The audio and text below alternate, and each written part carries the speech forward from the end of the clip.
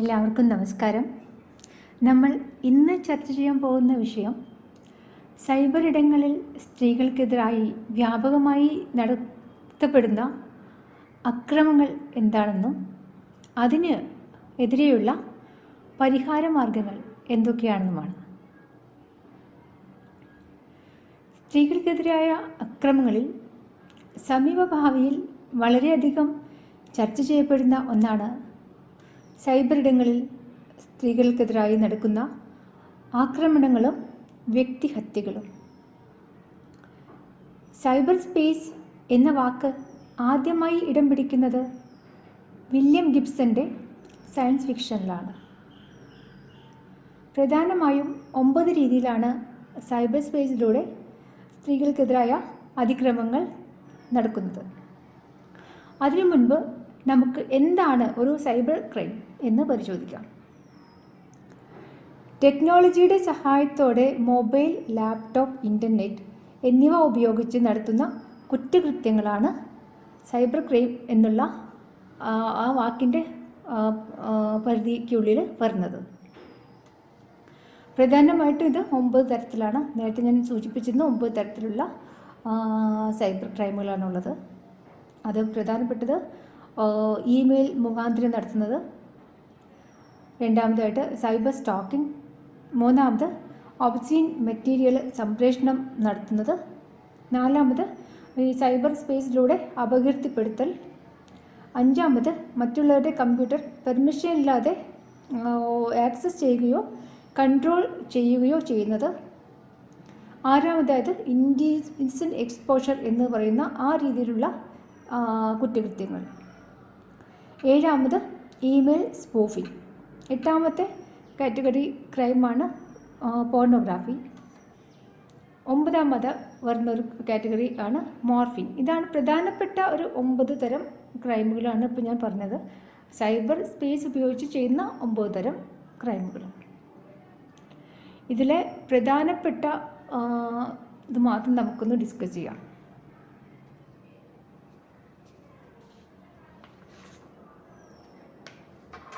അതിൽ ഒന്നാമതായിട്ട് വരുന്നതാണ് സൈബർ സ്റ്റോക്കിംഗ് എന്ന് പറയുന്നത്. അത് എന്താണെന്ന് വെച്ചാൽ ആരെങ്കിലും ഉപദ്രവിക്കാനോ അല്ലെങ്കിൽ ഭയപ്പെടുത്താനോ ഇമെയിൽ പോലുള്ള ഇലക്ട്രോണിക് ആശയവിനിമയ ഉപാധികൾ ആവർത്തിച്ച് ഉപയോഗിക്കുന്നതിനാണ് സൈബർ സ്റ്റോക്കിംഗ് എന്ന് പറയുന്നത്. ഇത് ആരെങ്കിലും ഭയപ്പെടുത്താനോ ഉപദ്രവിക്കാനോ ആണ് മെയിനായിട്ട് ഈ ചെയ്യുന്ന ആളുകൾ ഉപയോഗിക്കുന്നത് സൈബർ സ്റ്റോക്കിംഗ്. ഉദാഹരണത്തിന്, നിങ്ങൾക്ക് പരിചയമില്ലാത്ത ഏതോ ഒരാൾ നിങ്ങളുടെ വാട്സപ്പ് നമ്പർ കണ്ടുപിടിച്ചിട്ട് ആദ്യം അതിൽ നിന്നൊരു ഹലോ അയക്കും. നിങ്ങൾ അതിനൊന്നും പ്രതികരിക്കണില്ല. രണ്ടാമത്തെ ദിവസം അയാൾ തിരിച്ചൊരു ഹലോ അയക്കും. അപ്പോഴും നിങ്ങൾ യാതൊരു വിധത്തിലും പ്രതികരിക്കണില്ല. എന്നാലും നിങ്ങളുടെ പ്രതികരണം ഉണ്ടോ ഇല്ലേ എന്നൊന്നും അയാൾക്കൊരു വിഷയമല്ല. അയാൾ ഇതിങ്ങനെ തുടർന്നുകൊണ്ടേയിരിക്കും. ഇങ്ങനെ എല്ലാ ദിവസവും അയാൾ ഇങ്ങനെ ഹലോ ഹലോ ഹായ് എന്നൊക്കെ ഓർന്ന് അയച്ചുകൊണ്ടിരിക്കും. അപ്പോൾ അടുത്ത ദിവസം പിന്നെ അയാൾ ചോദിക്കുക, എന്താ എന്നോട് പിണക്കാണോ, എന്താ എന്നോടൊന്നും മിണ്ടാത്തത്, അങ്ങനെയൊക്കെ ഓരോന്ന് അങ്ങനെ ചില ഹലോ എന്നുള്ളത് വിട്ട് ചിലപ്പോൾ ഒന്നോ രണ്ടോ സെൻറ്റൻസുകളായിട്ട് മാറും. അപ്പോഴും നിങ്ങളൊന്നും പ്രതികരിക്കണില്ല. അപ്പോൾ പിന്നെ ചോദിക്കുക, ഞാൻ നിങ്ങളോട് മോശമായിട്ടൊന്നും പെരുമാറിയിട്ടില്ലല്ലോ, ഞാൻ വെറും ഒരു ഫ്രണ്ട്ഷിപ്പിന് വേണ്ടിയല്ലേ ഇങ്ങനെയൊക്കെ നിങ്ങളെ കോൺടാക്ട് ചെയ്യുന്നത് എന്നൊക്കെ പറയും. എന്നിട്ടും നിങ്ങൾ പ്രതികരിക്കുന്നില്ലെങ്കിൽ ചിലപ്പോൾ ഈ പതുക്കെ ഇയാളുടെ ഈ സൗഹൃദപരമായിട്ടുള്ള സംഭാഷണ രീതികൾ ഭീഷണിയിലേക്ക് വഴിമാറും. പിന്നെ പറയുക, എൻ്റെ കയ്യിൽ നിങ്ങളെപ്പറ്റി ഒരുപാട് ഇൻഫർമേഷൻ ഉണ്ട്, നിങ്ങളുടെ വാട്സപ്പൊക്കെ ഞാൻ ഹാക്ക് ചെയ്ത് വെച്ചിട്ടുണ്ട്, നിങ്ങളുടെ കോൺടാക്ട്സ് എനിക്കറിയാം, നിങ്ങൾ ആർക്ക് എന്തൊക്കെ അയക്കുന്നുണ്ട് എനിക്കറിയാം, എന്നോട് സംസാരിച്ചില്ലെങ്കിൽ ഞാനതൊക്കെ പുറത്തു വിടും. യഥാർത്ഥത്തിൽ അവൻ്റെ കയ്യിൽ ചിലപ്പോൾ ഒന്നും ഉണ്ടാവില്ല, നിങ്ങളെപ്പറ്റിയുള്ള ഒരു ഇൻഫർമേഷനും ഉണ്ടാവില്ല. പക്ഷേ ഇങ്ങനെ ഭീഷണിപ്പെടുത്തിയും പേടിപ്പിച്ചും തെറ്റിദ്ധരിപ്പിക്കാനാണ് നോക്കുന്നത്. ഇങ്ങനെ ഭീഷണിപ്പെടുത്തി അങ്ങനെ ആവർത്തിച്ച് ബുദ്ധിമുട്ടിക്കുന്ന ഈ ഒഫൻസിനെയാണ് സൈബർ സ്റ്റോക്കിംഗ് എന്ന് പറയുക. ഇതിനോട് അടുത്ത് നിൽക്കുന്ന വേറെ 2 തരം ക്രൈമുകളുണ്ട്. ഈ സൈബർ സ്റ്റോക്കിങ്ങിനോട് തന്നെ വളരെ അടുത്ത് നിൽക്കുന്നതാണ്. അതാണ് കാറ്റ് ഫിഷിങ്ങും ഹൈജാക്കിംഗ് വെബ്കാം. ഈ 2 കൂടെ ഈ കാറ്റ് ഫിഷിംഗ് എന്ന് പറയുന്നത് ഒരു ഫേക്ക് പ്രൊഫൈൽ ഉണ്ടാക്കിയിട്ട് നിങ്ങളോട് സംസാരിക്കുന്നതാണ്. കാരണം ഇയാളുടെ സ്വന്തം പ്രൊഫൈലിൽ നിന്നല്ല അയാൾ സംസാരിക്കുന്നത്. അയാൾ ഒരു ഫേക്കായിട്ടൊരു ഐ ഡി ഉണ്ടാക്കിയിട്ട്, അപ്പോൾ അയാൾ സംസാരിക്കുന്നത് ആ ആളോടല്ല, അയാളുണ്ടാക്കിയ വ്യാജമായ ഐ ഡിയിലുള്ള ആളോടാണ്. ചിലപ്പോൾ ഏതെങ്കിലും സ്ത്രീകളുടെയൊക്കെ ഐ ഡി ഉണ്ടാക്കിയിട്ടൊക്കെ ആയിരിക്കും നിങ്ങളോട് സംസാരിക്കുന്നത്. അപ്പോൾ നിങ്ങൾ ചിലപ്പോൾ ഈ സ്ത്രീകൾ അത് മറ്റൊരു സ്ത്രീയാണെന്ന് കരുതിയായിരിക്കും സംസാരിക്കുന്നുണ്ടാവുക. അപ്പോൾ അങ്ങനെ അവരിൽ നിന്ന് പല ഇൻഫർമേഷനും എടുത്തിട്ടും പിന്നെ അവർ അത് വെച്ച് ബുദ്ധിമുട്ടിക്കുന്നത്, അതാണ് കാറ്റ് ഫിഷിംഗ്. പിന്നെ രണ്ടാമത്തെ എന്താണ് ഈ ഹൈജാക്കിങ് വെബ്കാം എന്നുള്ളത് വളരെ എളുപ്പത്തിൽ ഹൈജാക്ക് ചെയ്യാൻ പറ്റുന്നതാണ്. അപ്പോൾ അത് ഉപയോഗത്തിലില്ലാത്ത സമയത്ത് നമ്മൾ ഈ വെബ്കാം എപ്പോഴും കവർ ചെയ്ത് വെക്കണം, അല്ലെങ്കിൽ ക്യാം ഓഫ് ചെയ്ത് വെക്കണം. ഈ വെബ്കാമിനെ എളുപ്പത്തിൽ ആക്സസ് ചെയ്ത് വേറൊരാൾക്ക്, ഒരു തേർഡ് പാർട്ടിക്ക് ഇത് കൺട്രോൾ ചെയ്യാൻ എളുപ്പമാണ്. അപ്പോൾ അത് വെച്ചിട്ട് ഇതുപോലെ തന്നെ ഈ ഒഫൻസ് നടത്താൻ എളുപ്പമാണ്. ഇനി ഇത്തരം ഒഫൻസുകളൊക്കെ ഒരാൾ നിങ്ങൾക്കെതിരെ ചെയ്താൽ നിങ്ങൾക്ക് എന്താണ് നിയമത്തിൻ്റെ ഏത് തരത്തിലുള്ള പരിരക്ഷയാണ് കിട്ടുക നമുക്ക് നോക്കാം. അപ്പോൾ ഈ സൈബർ സ്റ്റോക്കിങ്, കാറ്റ് ഫിഷിങ്, ഹൈജാക്കിങ്, വെബ്കാം ഇങ്ങനെയുള്ള ഒഫൻസുകളൊക്കെ ചെയ്താൽ Indian penal കോഡിൻ്റെ section 354D 354D പ്രകാരം അയാൾക്കെതിരെ നമുക്ക് ഒരു കേസ് കൊടുത്താൽ അയാൾക്ക് ഈ ചെയ്ത ആൾക്ക്, ഈ കുറ്റം ചെയ്ത ആൾക്ക് 3 കൊല്ലം വരെ തടവ് കിട്ടും. ചിലപ്പോൾ ഫൈനും കൂടെ കിട്ടും, ചിലപ്പോൾ 2ഉം കൂടെ കിട്ടും. പിന്നെ ഇത് റിപ്പീറ്റ് ചെയ്താൽ ഇത് 5 കൊല്ലം വരെ തടവ് ശിക്ഷയും പിന്നെ ഫൈനും കിട്ടും. പിന്നെ IT ആക്ടിൻ്റെ 67-ാം വകുപ്പ് പ്രകാരം അയാൾക്ക് 3 കൊല്ലം ജയിലിൽ കിടക്കാം. പിന്നെ റിപ്പീറ്റ് ചെയ്യുമ്പോൾ 5 കൊല്ലം വരെ വേണമെങ്കിൽ കിടക്കാം. പിന്നെ ഇന്ത്യൻ പീനൽ കോഡിൽ ഡിഫമേഷൻ എന്നുള്ള ഒരു സെക്ഷൻ 500 IPC പ്രകാരം ഡിഫമേഷനും, അത് നിങ്ങളെ അപകീർത്തിപ്പെടുത്തൽ എന്നുള്ള കുറ്റം കൂടെ അയാളുടെ മേൽ ചുമത്തപ്പെടും. ഇനി മറ്റൊരു സൈബർ ക്രൈമാണ് വോയറിസം എന്ന് പറയുന്നത്. വോയറിസം എന്ന് വെച്ചാൽ ഒരു സ്ത്രീകൾ പ്രൈവറ്റായിട്ടുള്ള ഒരു ആക്ട് ചെയ്യുന്ന സ്ഥലത്ത് ഒരു ഒളി ക്യാമറ വെച്ചിട്ട് അത് ഷൂട്ട് ചെയ്തിട്ട് പിന്നെ അത് വെച്ചിട്ട് ഇവരെ ഭീഷണിപ്പെടുത്തലാണ്. പ്രധാനമായിട്ടും ഇതൊക്കെ ഈ സ്ത്രീകൾ വസ്ത്രം മാറുന്ന സ്ഥലത്തോ അല്ലെങ്കിൽ ബാത്റൂമിലോ അങ്ങനെയൊക്കെ കൊണ്ടുപോയിട്ടാണ് ഇത് വയ്ക്കുക. ഈ ക്യാമറ വെച്ചിട്ട് അതിലെ ദൃശ്യങ്ങൾ വെച്ച് ഇവരെ ഭീഷണിപ്പെടുത്തുക, അതാണ് വോയറിസം. ഇനി അങ്ങനെ ഒരാൾ നിങ്ങളെ ഭീഷണിപ്പെടുത്തിയാൽ അയാൾക്കെതിരെ നിങ്ങൾക്ക് എന്ത് നിയമ നടപടികളാണ് സ്വീകരിക്കാൻ പറ്റുമെന്ന് നോക്കാം. IT ആക്ടിലെ സെക്ഷൻ 66E പ്രകാരം നിങ്ങളുടെ പ്രൈവസിയെ വയലേറ്റ് ചെയ്യുന്ന ഇങ്ങനത്തെ ക്രൈമുകളൊക്കെ ചെയ്താൽ അയാൾക്ക് 3 കൊല്ലം തടവ് ശിക്ഷയോ ചിലപ്പോൾ ഫൈൻ ഉണ്ടാവും, ചിലപ്പോൾ ഫൈൻ ഇല്ലാണ്ടാവും. 3 കൊല്ലം മാത്രമാവാം, അല്ലെങ്കിൽ വിത്തൗട്ട് ഫൈൻ എന്ന് പറയുന്നത്. അപ്പോൾ ഫൈനും കൂടെ ഉണ്ടാവും ചിലപ്പോൾ. ഈ ഫൈൻ എന്ന് പറയുന്നത് 2 ലക്ഷം രൂപ വരെയാണ് ഫൈൻ. പിന്നെ ഇന്ത്യൻ പീനൽ കോഡിൽ 354C എന്നുള്ള സെക്ഷൻ പ്രകാരം ഇയാൾക്കെതിരെ കേസ് കൊടുക്കാവുന്നതാണ്. പിന്നെ വേറെ ഒരു ഇതെന്ന് വെച്ചാൽ 1 കൊല്ലം ആണ് ഇതിൻ്റെ തടവ് ശിക്ഷ ഉള്ളത്. അത് രണ്ടാമത് റിപ്പീറ്റ് ചെയ്യുകയാണെങ്കിൽ അത് 3 കൊല്ലം വരെ, പിന്നെ അതിൻ്റെ കൂടെ ഫൈനും.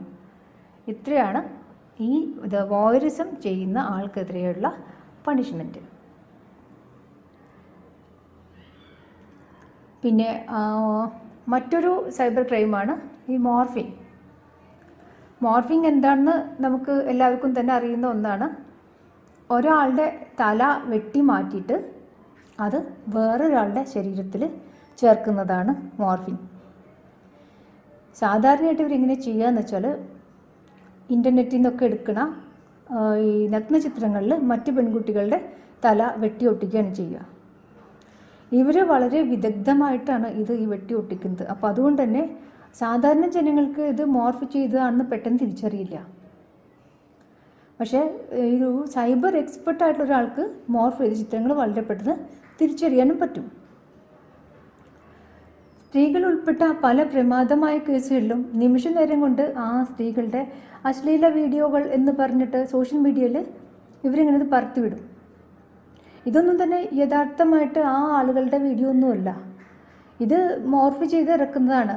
കാരണം പെട്ടെന്ന് ഒരു കേസ് ഏതെങ്കിലും പ്രമാദമായിട്ടുള്ള കേസ് പെട്ടെന്ന് പൊട്ടിപ്പുറപ്പെടുകയും അവർ 5 മിനിറ്റിനുള്ളിൽ ആ സ്ത്രീയുടെ വീഡിയോ എന്ന് പറഞ്ഞിട്ട് ഇവർക്ക് എവിടെ നിന്ന് കിട്ടാനാണ്?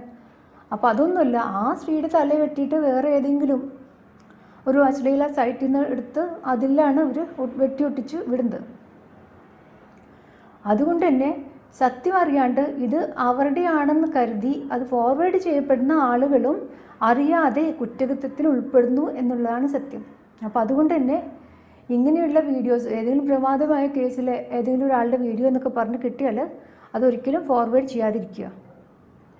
ഇനി നിങ്ങൾക്കെതിരെ ഇനി ആരെങ്കിലും ഇങ്ങനെ മോർഫിംഗ് നടത്തുകയും അത് വെച്ച് ഭീഷണിപ്പെടുത്തുകയൊക്കെ ചെയ്യുകയാണെങ്കിൽ നിങ്ങൾക്ക് എന്ത് നിയമ നടപടികൾ സ്വീകരിക്കാമെന്ന് നോക്കാം. IT ആക്ടിലെ 67ാമത്തെ സെക്ഷൻ അത് പ്രകാരം ഈ കുറ്റകൃത്യം ചെയ്ത ആൾക്ക് 3 കൊല്ലം ജയിൽ ശിക്ഷ, പിന്നെ 5 ലക്ഷം രൂപ ഫൈൻ, ഇത് രണ്ടും കൂടെ കിട്ടാവുന്നതാണ്. റിപ്പീറ്റ് ചെയ്താൽ ഇത് ആവർത്തിച്ചാൽ ഇതിൻ്റെ ഡബിളാണ് ഇതിൻ്റെ പണിഷ്മെൻറ്റ്. പിന്നെ ഇന്ത്യൻ പീനൽ കോഡിൽ ഇത് പറയുന്നത് 2 കൊല്ലത്തെ ഫൈൻ, 2 കൊല്ലത്തെ തടവ് ശിക്ഷയും പിന്നെ 2000 രൂപ ഫൈന് ആണ് ഇതിനുള്ള പണിഷ്മെൻറ്റ്. സെക്ഷൻ 509 പറയുന്നു 1 കൊല്ലം തടവ് ശിക്ഷ, പിന്നെ ചിലപ്പോൾ ഫൈനോടുകൂടി അല്ലെങ്കിൽ ഫൈൻ ഇല്ലാണ്ടും. പിന്നെ അടുത്ത പണിഷ്മെൻറ്റ് സെക്ഷൻ 500 IPC പ്രകാരം 2 കൊല്ലം വരെ ഉള്ള തടവ് ശിക്ഷയും ഫൈനും. ഇതാണ് പ്രധാനപ്പെട്ട പണിഷ്മെൻറ്റുകൾ.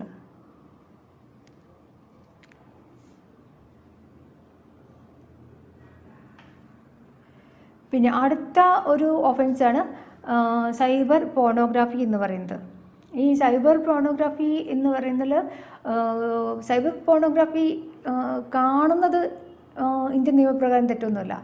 ഇപ്പോൾ ഒരു അശ്ലീല വീഡിയോ ആണ് നിങ്ങൾ ഒരാൾ ആരും ഒരു പ്രൈവറ്റ് പ്ലേസിൽ ഒരാൾ കണ്ടാൽ അത് തെറ്റ് എന്ന് പറയുന്നില്ല. പക്ഷേ ഈ വീഡിയോ നിങ്ങൾ ഷെയർ ചെയ്യോ ഫോർവേഡ് ചെയ്യോ പബ്ലിഷ് ചെയ്യോ ക്രിയേറ്റ് ചെയ്യോ ചെയ്യുന്നത് കുറ്റകരമാണ്.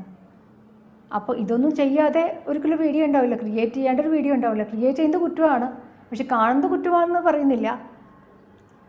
പക്ഷേ ഷെയർ ചെയ്യുന്നതോ ഫോർവേഡ് ചെയ്യുന്നതോ പബ്ലിഷ് ചെയ്യുന്നതോ ക്രിയേറ്റ് ചെയ്യുന്നതോ കുറ്റമാണ്. 18 വയസ്സിൽ താഴെയുള്ള ഒരാൾ ഇത് കാണുന്നത് കുറ്റമാണ്. 18 വയസ്സിന് മേലുള്ള ആളാണെങ്കിലും ഒരു പബ്ലിക് പ്ലേസിൽ ഇരുന്ന് കാണുന്നതും കുറ്റമാണ്. അപ്പോൾ അതുകൊണ്ട് ഇങ്ങനെ അധികം കുട്ടികളും ഈ ടീനേജേഴ്സ് എല്ലാം അധികം ഈ അറിയാണ്ട് ചെന്ന് പെടുന്ന ഒരു ട്രാപ്പാണത്. അപ്പോൾ ഇത് അവരറിയാണ്ട് തന്നെ അവരതിൽ ആ ട്രാപ്പിൽ പെട്ടിട്ട് അവർ ആ കുറ്റം ചെയ്യപ്പെടുകയാണ്. കരുതിക്കൂട്ടി ചെയ്യുന്നതല്ലെങ്കിൽ ചിലപ്പോൾ അറിയാണ്ട് ചിലപ്പോൾ കിട്ടുന്നത് അറിയാണ്ട് ഇങ്ങനെ വല്ല വീഡിയോ കിട്ടി അവർ ഫോർവേഡ് ചെയ്യുകയൊക്കെ ചെയ്താൽ അവരും ഈ കുറ്റം ചെയ്തതായിട്ടാണ് കൂട്ടുക. അപ്പോൾ സെക്ഷൻ 292 IPC പ്രകാരം ഇതിന് 2 കൊല്ലം തടവ് ശിക്ഷയുണ്ട്, 2000 രൂപ ഫൈനുണ്ട്. ചിലപ്പോൾ രണ്ടും കൂടെ തന്നെ കിട്ടും. പിന്നെ IT ആക്ടിലെ സെക്ഷൻ 67 പ്രകാരം 3 കൊല്ലത്തെ തടവ് ശിക്ഷയുണ്ട്, 5 ലക്ഷം രൂപ ഫൈനും. ഇത് മിക്കവാറും ഇത് രണ്ടും കൂടിയാണ് കിട്ടുക. പിന്നെ ഇന്ത്യൻ പീനൽ കോഡിൽ സെക്ഷൻ 500 പ്രകാരം അപകീർത്തിപ്പെടുത്തൽ എന്നുള്ള ഒരു പണിഷ്മെൻറ്റും കൂടെ ഇതിന് കിട്ടും. അപ്പം ഇനി ഇതിൽ പോണോഗ്രാഫിയിൽ ഏറ്റവും കൂടുതൽ ശ്രദ്ധിക്കേണ്ട കാര്യം ചൈൽഡ് പോണോഗ്രാഫി എന്നുള്ളത് അത് വളരെ ഇല്ലീഗലാണ്. അത് വളരെ സ്ട്രിക്ട്ലി പ്രൊഹിബിറ്റഡ് ആയിട്ടുള്ള ഒന്നാണ്. ഇത് IT ആക്ട് 67D പ്രകാരം ഇത് വളരെ തന്നെ ശക്തമായിട്ട് ഇതിനെ ക്രിട്ടിസൈസ് ചെയ്തിട്ടുള്ള ഒന്നാണ്. അപ്പോൾ ചൈൽഡ് പോണോഗ്രാഫി കാണുന്നത് പോലും കുറ്റമാണ്. ആരും ഇപ്പോൾ അഡൾട്ടായ ആളായിട്ട് 18 വയസ്സിന് മേലൊരാൾ കണ്ടാലും താഴെയുള്ള ആൾ കണ്ടാലും അത് എവിടെ വെച്ച് കണ്ടാലും അത് നിങ്ങളുടെ എത്ര പ്രൈവറ്റ് പ്ലേസിൽ വെച്ച് കണ്ടാലും അത് കുറ്റകരമാണ്. അതുകൊണ്ട് ചൈൽഡ് പോർണോഗ്രാഫി ഉള്ള ഒരു സാധനം തന്നെ നിങ്ങൾ കാണാനോ അത് ഫോർവേഡ് ചെയ്യാനോ പബ്ലിഷ് ചെയ്യാനോ ഒന്നും തന്നെ ക്രിയേറ്റ് ചെയ്യാനോ ഒന്നും തന്നെ ശ്രമിക്കരുത്. പിന്നീട് മറ്റൊരു ഓഫൻസാണ് ഈ സൈബർ ഡിഫമേഷൻ എന്ന് പറയുന്നത്. അത് ഒരാളുടെ റെപ്യൂട്ടേഷൻ നശിപ്പിക്കാൻ വേണ്ടിയിട്ട് ഇലക്ട്രോണിക് മാധ്യമങ്ങളിലൂടെ അയാൾക്കെതിരായിട്ടുള്ള അപകീർത്തികരമായിട്ടുള്ള കാര്യങ്ങൾ പ്രചരിപ്പിക്കുന്നതാണ്. പല ആൾക്കാർ യൂട്യൂബിൽ കൂടെ പ്രചരിപ്പിക്കും, ചിലരും വാട്സപ്പിൽ കൂടെ പ്രചരിപ്പിക്കും. അങ്ങനെ ഇതുള്ളതൊക്കെയാണ് ഈ സൈബർ ഡിഫമേഷൻ എന്ന് പറയുന്നത്. അത് അത്തരം ഒരു പ്രമാദമായിട്ടുള്ള കേസ് ഇപ്പോൾ നിങ്ങൾക്ക് എല്ലാവർക്കും അറിയുന്നതാണ്, വളരെ അടുത്ത് സംഭവിച്ചൊരു കേസ്. അപ്പോൾ ഇതിൽ അവർക്ക് ഏതൊക്കെ റിലീഫാണ് കിട്ടുക എന്ന് നമുക്ക് നോക്കാം. ഇവർക്ക് സെക്ഷൻ 500 IPC പ്രകാരം ഡിഫമേഷനുള്ള ഇത് കേസ് കൊടുക്കുക അയാൾക്കെതിരായിട്ട്, ചെയ്ത ആൾക്കെതിരായിട്ട്. പിന്നെ സെക്ഷൻ 469 IPC പ്രകാരം 3 കൊല്ലത്തെ തടവ് ശിക്ഷ ഫൈനും പ്രതിക്ക് കിട്ടുന്നതാണ്. പിന്നീട് 506 IPC സെക്ഷൻ 506 IPC പ്രകാരം 2 കൊല്ലത്തെ തടവും ഫൈനും കിട്ടുന്നതാണ്. ഇതാണ് ഇത്തരം ഒഫൻസ് ചെയ്താലുള്ള ശിക്ഷകൾ.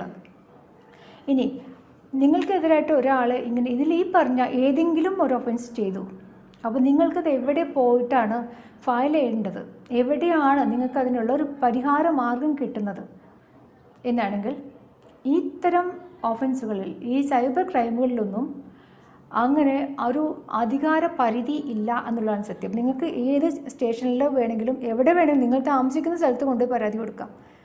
പരാതി എവിടെ വേണമെങ്കിലും നിങ്ങൾക്ക് പരാതി കൊടുക്കാവുന്നതാണ്. അപ്പോൾ ഏത് സ്റ്റേറ്റിൽ വേണമെങ്കിലും പരാതി കൊടുക്കാം. അപ്പോൾ നിങ്ങൾ സ്വാഭാവികമായും ചെയ്യേണ്ടത് നിങ്ങളുടെ തൊട്ടടുത്തുള്ള പോലീസ് സ്റ്റേഷനിൽ കൊണ്ട് പരാതി കൊടുക്കാം. അപ്പോൾ നിങ്ങൾ ഈ പരാതി കൊടുക്കുമ്പോൾ അവർക്ക് അത് പോലീസ് റെക്കോർഡ് ചെയ്യില്ല എന്നൊന്നും ഇവർക്ക് പറയാൻ പറ്റില്ല. കാരണം റെക്കോർഡ് ചെയ്യാൻ പറ്റില്ല എന്ന് പറഞ്ഞാൽ അത് ആ പറയുന്നത് തന്നെ പണിഷബിളാണ്. അപ്പോൾ അതുകൊണ്ട് അങ്ങനെയൊന്നും ആരും പറയില്ല. അപ്പോൾ അത് നിങ്ങൾ എവിടെയാണോ ചെന്ന് പറയുന്നത് അവിടുത്തെ ആ പോലീസ് ഓഫീസറുടെ ബാധ്യതയാണ് അത് എഴുതിയെടുക്കുക എന്നുള്ളത്. പിന്നെ നിങ്ങൾക്ക് വേണമെങ്കിൽ ഇത് ഓൺലൈനായിട്ടും കംപ്ലയിൻറ്റ് കൊടുക്കാം. അത് cybercrime.gov.in എന്നുള്ളൊരു പോർട്ടലിൽ നിങ്ങൾക്ക് വേണമെങ്കിൽ ഡയറക്റ്റായിട്ടും ഓൺലൈൻ ഇത് കംപ്ലയിൻറ്റ് ഫയൽ ചെയ്യാം, ഓൺലൈൻ കംപ്ലയിൻറ്റ് ഫയൽ ചെയ്യാം. cybercrime.gov.in. പിന്നെ മറ്റൊരു പരിഹാര മാർഗമുള്ളത് നിങ്ങൾക്ക് നേരിട്ട് ഈ നാഷണൽ വിമൻസ് കമ്മീഷൻ്റെ സൈറ്റിൽ അല്ലെങ്കിൽ സ്റ്റേറ്റ് വിമൻസ് കമ്മീഷൻ്റെ സൈറ്റിലും നിങ്ങൾക്ക് പരാതി നൽകാവുന്നതാണ്. ഈ ഇലക്ട്രോണിക് മാധ്യമങ്ങൾ നമ്മുടെ ജീവിതത്തെ ഒരുപാട് മുന്നേറാൻ സഹായിച്ചിട്ടുണ്ട്. അതുപോലെ തന്നെ അതിലുള്ള ചില ചതിക്കുഴികൾ നമ്മൾ കാണില്ല. നമ്മൾ എസ്പെഷ്യലി ഈ ടീനേജേഴ്സ് കുട്ടികളൊന്നും കാണില്ല. പലപ്പോഴും ഈ കുറ്റകൃത്യങ്ങൾ ചെയ്യുന്ന കുട്ടികൾ അറിയാണ്ടാണ് ഈ ട്രാപ്പിലൊക്കെ പെടുന്നത്. അപ്പോൾ ഇങ്ങനെയുള്ള കാര്യങ്ങൾ ഇലക്ട്രോണിക് മാധ്യമങ്ങൾ, അത് ലാപ്ടോപ്പ്, മൊബൈൽ അങ്ങനെയുള്ള സാധനങ്ങളെല്ലാം ഉപയോഗിക്കുമ്പോൾ വളരെയധികം ശ്രദ്ധ പുലർത്തേണ്ടതാണ്. കാരണം നിങ്ങളുടെ ഈ മൊബൈലിൽ നിന്നുള്ള ആ ചെറിയൊരു സാധനം മതി നിങ്ങളെ ജയിലിലേക്ക് എത്തിക്കാനായിട്ട്. അപ്പോൾ അതിൽ നടത്തുന്ന ഓരോ ആക്ടിവിറ്റിയും വളരെ ശ്രദ്ധയോടെ മാത്രം നടത്തുക. അതാണ് നിങ്ങളോട് എനിക്ക് പറയാനുള്ളത്. എല്ലാവർക്കും നമസ്കാരം.